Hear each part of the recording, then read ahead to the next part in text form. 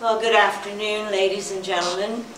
And I'm not going to use the microphone if I possibly can get away with it, but if you can't hear me, just raise your hand, okay? I will do my best to yell it all out. I want to give you a little bit of, by way of introduction, a little bit of background about me. And I specifically entitled this talk, "Why is Peace Such a Dirty Word? And why do we have to live in situations that are undesirable because we are unwilling to make an effort to learn what those alternatives can be?" So a little bit about me, so you won't think that you're dealing with somebody who has never experienced violence or anything like that. I grew up in a very dysfunctional family. My father, bless his heart, and I came to understand this many, many years later, was a very disgruntled man. He failed to achieve his dreams in life and consequently took it out on everybody else, particularly my mother. He abused her terribly. The beatings were incredible at times. And then I would step in to take her part to get him to stop, and he'd start on me. And he beat on me until I was like 14 years old. I ran away from home. I hitchhiked from Baltimore to Philadelphia. And I was gone for 3 days before they even found out where I was. And when they finally caught up with me, without getting into a whole lot of detail here, my mother said to me, "Aren't you sorry that you ran away? I never saw your father cry before, but he cried when you ran away." I said, "No, I'm not sorry, and if he ever touches me again, I'll do it again." And then I went on to say to him, "If you ever touch my mother again, I'm going to kill you." Now that's violent, okay? That is violent. So your mouth can be a lethal weapon, can't it? And I really meant it at the time. And the story goes on, and I'll save that for later. Fortunately, I had good role models with my extended family, my grandparents, particularly my grandmother, other adults who gave me a sense of hope for the future, my teachers who were religious because I went to a Catholic school. And that did help. Grew up dirt poor, didn't really know how poor we were until I started going to high school on the other side of town and saw these gals with their cashmere sweaters and mother picking them up in the fancy Cadillac at the end of the day. And that's when it dawned on me that, hey, I was poor. Okay? But I didn't let that deter me.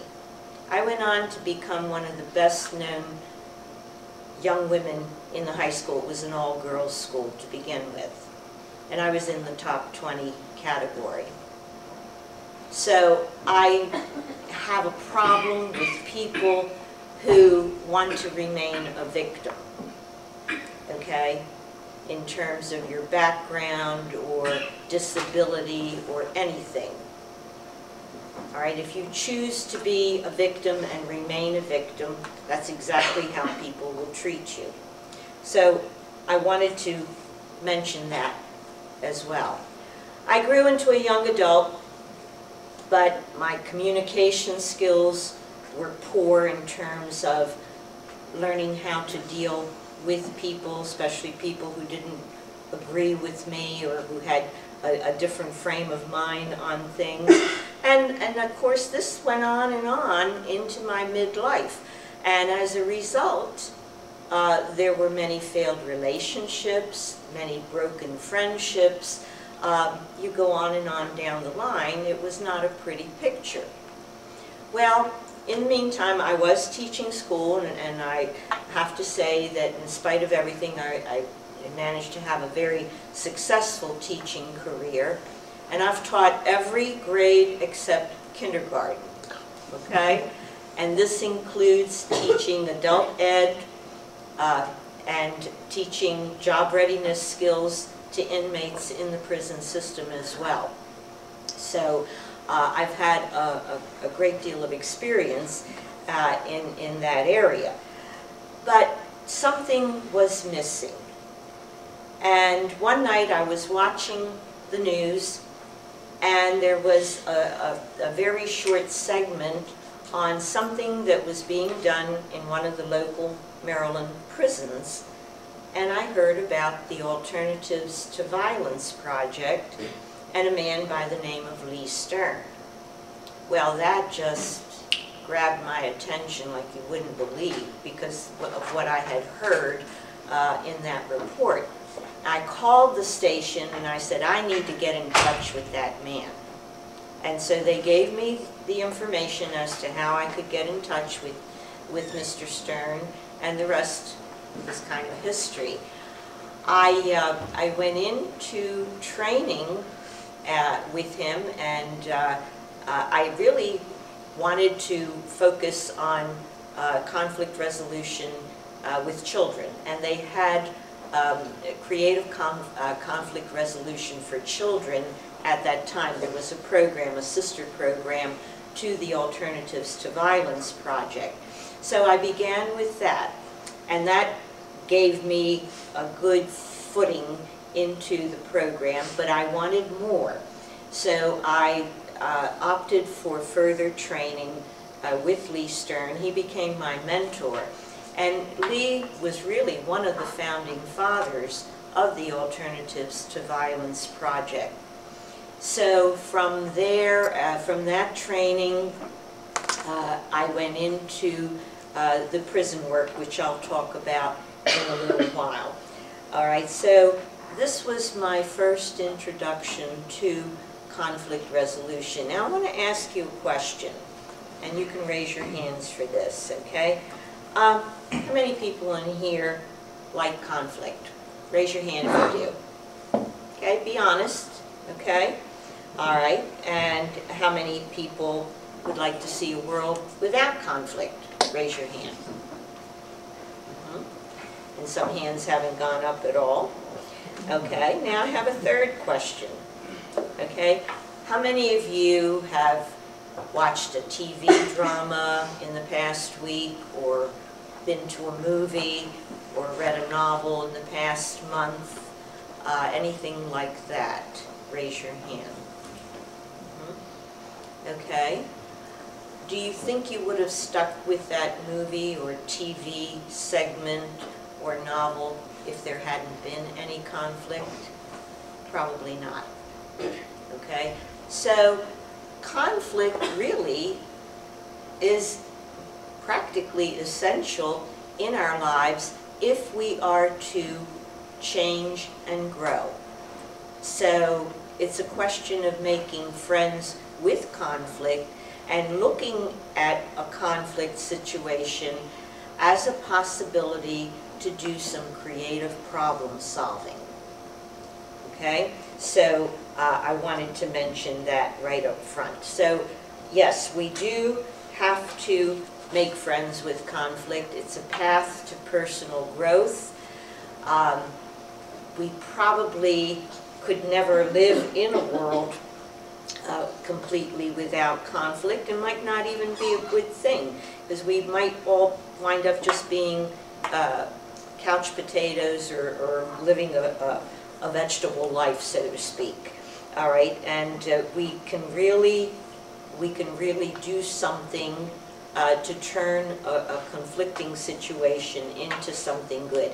I see it happening all the time in my life, so that I can become part of the solution and not remain part of the problem. And this is what I tell people when a conflict situation arises. Hey, I want to be part of the solution. I don't want to be part of the problem. So let's put our heads together and see how we can come up with a win-win situation. And we do. I'm going to concentrate basically in 3 areas, and you may think that I will be concentrating more on the prison population than anything else, but that's okay because I do have quite a bit that I want to share with you. When I first started teaching, things were a lot different. We didn't have the violence in the schools the way we're seeing today. It's getting worse and worse, particularly, excuse me, at the high school and college level. We had little episodes of, bullying or things like that, or, somebody tormenting one of the kids in some way, but certainly not what you're seeing right now.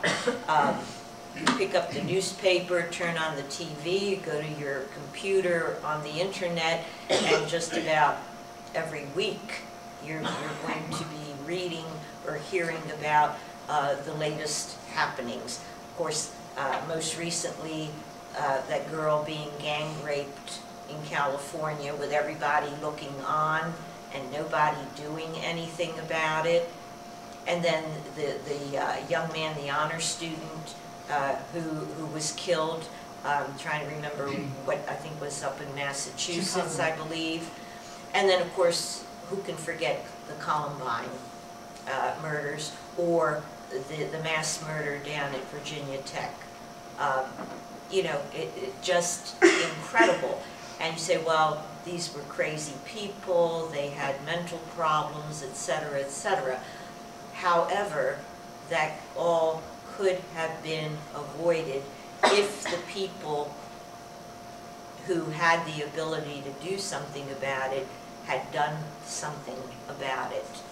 But a lot of times people will simply overlook a situation. I could go on and on about some of the things that I've observed. For example, in my 35 years of teaching, okay, I was actually targeted by a student that he was going to kill me. And he had written everything out as to how he was going to do it. Now this child, middle school kid, was obviously sick in some way, but it was not handled properly by the school authorities. And fortunately, it had happened toward the end of the school year, and I actually had to tell the administrators, hey, you have not handled this properly. I fear for my safety.